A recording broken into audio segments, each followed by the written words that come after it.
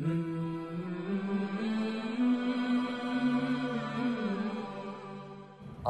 باللہ من الشیطان الرجیم بسم اللہ الرحمن الرحیم الف لام را تلک آیات الکتاب المبین انا انزلناه قرآنا عربیا لعلکم تعقلون نحن نقص عليك أحسن القصص بما أوحينا إليك هذا القرآن وإن كنت من قبله لمن الغافلين صدق اللہ العظیم۔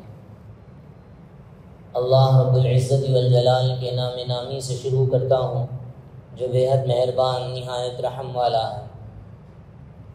الف لام را یہ ایک روشن کتاب کی آیتیں ہیں۔ ہم نے اس کو عربی قرآن کی شکل میں اس لیے اتارا ہے تاکہ تم بخوبی سمجھ سکو۔ اے پیغمبر، ہم اس قرآن کے ذریعے سے جو ہم نے تمہاری طرف بھیجا ہے تم سے ایک نہایت عمدہ قصہ بیان کرتے ہیں، اور تم اس کے نازل ہونے سے پہلے اس سے بے خبر تھے۔ سورہ یوسف کی ابتدائی چند آیتیں میں نے تلاوت کی ہیں، اور آج کی اس درس قرآن میں حضرت یوسف علیہ الصلاۃ والسلام کا واقعہ سنانا ہے۔ بہت لمبا واقعہ ہے، پوری ایک سورت اللہ تعالیٰ نے حضرت یوسف علیہ السلام کے واقعے کی نازل فرمائی ہے، آدھے پارے پر مشتمل ہے۔ آپ سوچئے ہم 10-15 منٹ میں اس کا احاطہ نہیں کر سکتے، لیکن اس مضمون کے چند حصے میں آپ کے سامنے بیان کرنا چاہتا ہوں۔ سب سے پہلی بات تو یہ ہے کہ یہ واقعہ بہت بہترین ہے۔ اس کے اندر کئی اللہ تعالیٰ نے اسباق یعنی لیسنز پوشیدہ رکھے ہیں۔ اللہ نے قرآن مجید میں بہت سے واقعات بیان فرمائے، لیکن اس واقعے کو یہ عزت اللہ تعالیٰ نے عطا فرمائی کہ فرمایا یہ سب واقعوں میں سب سے اچھا واقعہ ہے۔ نحن نقص علیک احسن القصص، جتنے قصے ہم نے بیان کیے ہیں ان سب میں سب سے اچھا قصہ یہ تھا حضرت یوسف علیہ السلام کا۔ تو ویسے تو سارے قصے اچھے ہی ہیں، لیکن ان میں یہ قصہ بہت اچھا ہے۔ اللہ تعالیٰ جب اس کی تعریف کر رہے ہیں تو سوچئے یہ قصہ کتنا اچھا ہوگا۔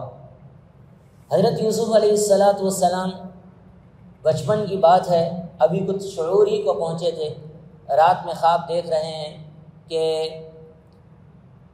ان کو تقریباً 11 ستارے، ایک چاند اور ایک سورج سجدہ کر رہے ہیں۔ کہہ رہے ہیں اذ قال یوسف لأبیہ یا ابتی انی رأیت 11 کوکبا، میں نے 11 ستارے دیکھے، والشمس سورج کو دیکھا، والقمر اور چاند کو دیکھا، رأیتہم لی ساجدین ان کو دیکھا کہ وہ مجھے کیا کر رہے ہیں؟ سجدہ کر رہے ہیں۔ حضرت یعقوب علیہ السلام جو حضرت یوسف کے والد ہیں، انہوں نے سنا تو وہ نبی تھے، سمجھ گئے کہ یہ بہت اہم واقعہ ہے۔ خواب میں یہ دیکھنا اس بات کی علامت ہے کہ یہ بچہ معمولی بچہ نہیں ہے، بڑا ہو کہ کچھ بڑا کام کرنے والا ہے۔ لیکن تنبیہ کر دی کہ دیکھو یہ واقعہ کسی سے مت شیئر کرنا، یہ خواب کسی کو نہ بیان کرنا، بیان کریں گے حسد پیدا ہو جائے گا، اس لیے تم کسی کو نہ بولنا، خاص طور پہ بھائیوں کو نہ بولنا۔ اللہ لا تقصص رؤیاک علی اخوتک، بیٹا اپنا خواب اپنے بھائیوں سے بیان نہ کرو، فیکیدوا لک کیدا، ورنہ وہ تمہارے خلاف کوئی چال چلیں گے۔ بھائیوں سے خواب نہ بیان کرنا۔ حضرت یوسف علیہ السلام نے بھائیوں سے خواب بیان نہیں کیا، لیکن وہ کچھ اہم چیز دیکھنے کی وجہ سے حضرت یعقوب کا کھنچاؤ حضرت یوسف کی طرف ہو گیا۔ وہ واقعہ خواب دیکھنے کے بعد تھوڑا لگاؤ ہو گیا حضرت یوسف سے کہ یہ بھی آگے چل کے نبی بننے والے ہیں، تو ان کی تربیت اچھی ہونی چاہیے، ان سے محبت اچھی ہونی چاہیے۔ تو ایک لگاؤ قلبی رجحان حضرت یوسف کی طرف حضرت یعقوب کا بڑھ گیا۔ تو اب بھائیوں کو حسد شروع ہوا. انہوں نے کہا یہ کیا بات ہو گئی بھائی کہ ہمارے والد صاحب جو ہیں یوسف ہی کو زیادہ چاہتے ہیں، ہم کو نہیں چاہتے ہیں. اذ قالوا لیوسف اخوہ احب الی ابینا منا ونحن عصبہ، ہمارے والد ہم کو زیادہ پیار نہیں کرتے، یوسف کو پیار کرتے ہیں. کچھ تو کام کرنا پڑے گا، کچھ تو کام پہچاننا پڑے گا. ان میں سے ایک نے کہا اقتلوا یوسف، یوسف کو قتل کر دو. تو دوسرے نے کہا نہیں نہیں، قتل نہیں کریں گے. ابھی طرحوه ارضا یخل لکم وجہ ابیکم وتکونوا من بعدہ قوما صالحین، باپ کی نظروں سے اوجھل کر دیں گے، نظروں سے ہٹا دیں گے تو پھر محبت ہمارے لیے آ جائے گی، لیکن نظروں سے ہٹا دیں گے. سب نے پلاننگ کی، مل کے والد کے پاس آئے اور کہا کہ آپ ہمارے ساتھ یوسف کو کیوں نہیں بھیجتے، ہم اتنے 11 بھائی ہیں، ہم جو ہے آگے جائیں گے، کھیلیں گے، کودیں گے، سب کچھ کریں گے، ایک بار ہمارے ساتھ بھی بھیجیے. تو پہلے تو حضرت یعقوب علیہ السلام نے کہا نہیں نہیں مجھے ڈر لگتا ہے، میں نہیں بھیجوں گا. انہوں نے کہا نہیں، ہم ایک طاقتور جماعت ہے، 11 لوگ ہیں، کچھ نہیں ہونے دیں گے، بھیجیے. اصرار پہ بھیجا. تو انہوں نے اپنی پلاننگ کے مطابق جنگل میں گئے تو حضرت یوسف علیہ السلام کو ایک کنویں میں ڈال دیا. کپڑے اتار لیے حضرت یوسف علیہ السلام کے، کپڑے اتار لیے، اتار کے حضرت یوسف علیہ السلام کو ایک کنویں میں ڈال دیا. اور حضرت یوسف علیہ السلام کے کپڑوں پر ایک شکار کا ایک شکاری یعنی شکار کیا اور اس جانور کا خون ان کے کپڑوں پہ لگا دیا. آن کے والد سے کہنے لگے، عجیب و غریب آیتیں ہیں اللہ تعالیٰ نے قرآن مجید میں ذکر فرمائی. وجاءوا اباہم عشاء یبکون، رات کے وقت میں روتے ہوئے اپنے والد کے پاس آئے. یا ابانا انا ذهبنا نستبق وتركنا یوسف عند متاعنا فاكله الذئب، ایک بھیڑیا آیا اور حضرت یوسف علیہ السلام کو چیر پھاڑ کے کھا گیا. یہ دیکھیے خون ہے، علامت ہے. اب حضرت یوسف علیہ السلام کا یہ واقعہ ہو گیا. اب وہ وہاں سے ایک کچھ وقت گزرا، ایک قافلہ اس کنویں کے پاس آ گیا. ایک کنویں میں ڈال دیا تھا تو انہوں نے پانی کے لیے اس میں ڈول پھینکا تو حضرت یوسف علیہ السلام اس ڈول میں بیٹھ گئے. اب انہوں نے اوپر کھینچا، کوئی وزن چیز معلوم ہو رہی ہے، پانی بہت زیادہ آ رہا ہوگا، یہ سوچ کے انہوں نے کیا کیا، کھینچا اوپر، دیکھا تو کیا ہے، ایک خوبصورت غلام ہے، چھوٹا سا بچہ. اللہ تعالیٰ نے سب ذکر فرمایا. وجاءت سیارۃ فارسلوا واردہم فادلى دلوا قال یا بشرى ھذا غلام، ہائے خوشخبری، یہ تو کتنا پیارا لڑکا ہے، یہ کتنا پیارا لڑکا ہے. لیکن وہ جو ہے تاجر قافلہ تھا، انہوں نے کہا فائدہ کیا ہوگا اس سے، لے جائیں گے، لے جا کے مصر کے بازار میں بیچ دیں گے. حضرت یوسف علیہ السلام کو بیچ دیا گیا، بولی لگی اور مصر کے بادشاہ کے وزیر نے، عزیز مصر نام تھا، انہوں نے خرید لیا. حضرت یوسف علیہ السلام وہاں جانے کے بعد اب کنویں سے نکال کر، ایک تاریکی، ایک اندھیرے سے نکال کر بادشاہ کے محل میں پہنچا دیے گئے اللہ کے فضل سے. لیکن وہاں پہ بھی اللہ تعالیٰ نے حضرت یوسف کو آزمایا. مصر کے عزیز مصر کی جو بیوی تھی زلیخا، حضرت یوسف علیہ السلام سے فریفتہ ہو گئی. وہ حضرت یوسف علیہ السلام کو گناہ کے لیے اپنے پاس بلانے لگی. تو حضرت یوسف علیہ السلام نے جواب دیا، نہیں، مجھے تو اللہ سے ڈرنا ہے، میں اللہ سے ڈر رہا ہوں. وراودته التي هو في بيتها عن نفسه وغلقت الابواب وقالت هيت لك، کہا آؤ میرے پاس. قال معاذ اللہ، ایسا ہرگز نہیں ہو سکتا. قال معاذ اللہ انه ربی احسن مثواي انه لا يفلح الظالمون، میرا آقا ہے، اس نے مجھے کیسی اچھی طرح رکھا ہے، میں نہیں کر سکتا یہ. تو پھر اس کے بعد اب وہ ان کا پیچھے بھاگی تو ان کو پیچھے سے پکڑا ہوا تھا، راستے وہ دروازے بند تھے. حضرت یوسف علیہ السلام آگے بھاگتے چلے گئے، دروازے کھلتے چلے گئے، 7 دروازے ختم ہوئے تو وہاں وہ عزیز مصر ٹھہرا ہوا تھا. زلیخا نے فوراً الزام ڈال دیا کہ یہ حرکت یوسف نے کی ہے، وہ میری طرف بری نظر رکھتا تھا. کسی دانا نے کہا نہیں، اگر کپڑا سامنے سے پھٹا ہے تو یوسف نے حرکت کی ہوگی، اگر پیچھے سے پھٹا ہے تو زلیخا کی حرکت ہوگی. دیکھا گیا تو معلوم ہوا کہ کپڑا ان کا جو کرتا تھا، قمیص تھی، وہ پیچھے سے پھٹی ہوئی ہے. قرآن پورا واقعہ بیان کیا ہے. فلما رأى قميصه قد من دبر قال انه من كيدكن ان كيدكن عظيم. اس کے بعد زلیخا نے سازش کے تحت ان کو جیل خانے بھجوا دیا. ایک وہاں کا ایک واقعہ بھی ہے کہ انہوں نے کیوں فریفتہ ہوئی، عورتوں نے ہاتھ کاٹ لیا وغیرہ وغیرہ واقعات وہ بھی ہے. جیل میں 2 قیدی اور بھی تھے. ایک نے خواب دیکھا کہ وہ جو ہے بادشاہ کو شراب پلا رہا ہے، اور ایک نے خواب دیکھا کہ اس کے سر سے پرندے نوچ نوچ کے کھا رہے ہیں. انی ارانی اعصر خمرا وقال الاخر انی ارانی احمل فوق رأسی خبزا تأکل الطیر من رأسی قضی الامر الذی فیہ تستفتیان. آپ اس بارے میں کیا رائے دیتے ہیں؟ حضرت یوسف علیہ السلام نے تعبیر دی، دیکھو جو میں شراب نچوڑ رہا تھا وہ، تو کہا کہ تم بڑے ہو کر یہاں سے آزاد ہو گئے اس جیل سے، اور جا کے بادشاہ کو شراب پلاؤ گے، خدمت کرو گے بادشاہ کی.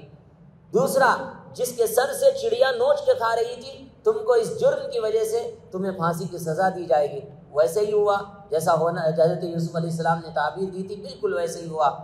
اب جو آزاد ہونے والا تھا اس سے کہا دیکھو مجھے مت بھولنا، جب میں یہاں سے نکلوں، تم یہاں سے نکلو تو جا کے بادشاہ کے سامنے میرا تذکرہ کرنا. لیکن بھلا دیا شیطان. فلما انسانی الشیطان، حضرت یوسف علیہ السلام کی بات کو بھلا دیا. اب کچھ دنوں کے بعد بادشاہ نے خواب دیکھا کہ 7 موٹی گائیں ان کو دبلی گائیں کھا رہی ہے، اور ہرے بھرے 7 سال ہیں، 7 ہری بھری والیاں ہیں اور 7 سوکھی ہوئی والیاں ہیں.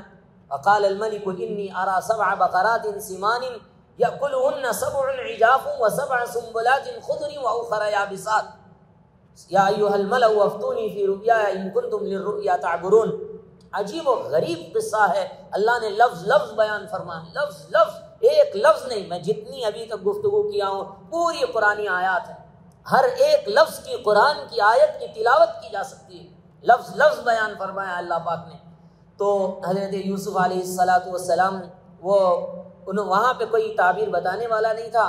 حضرت یوسف علیہ السلام نے جس آدمی کو قید میں تعبیر بتائی تھی، وہ آدمی کو یاد آیا کہ ارے خواب میں جیل میں ایک آدمی نے تعبیر بتائی تھی. بادشاہ کو بتایا گیا کہ جیل میں ایک آدمی ہے، اس نے تعبیر بتائی. بادشاہ کے خواب کی تعبیر پوچھی گئی، حضرت یوسف نے تعبیر بتائی اور وہ تعبیر صحیح نکلی. تو بادشاہ نے عزت و اکرام کے ساتھ بلایا اور بلا کے معافی تلافی کر کے حضرت یوسف علیہ السلام کو پورے ملک کا وزیر اور خزانچی بنا دیا.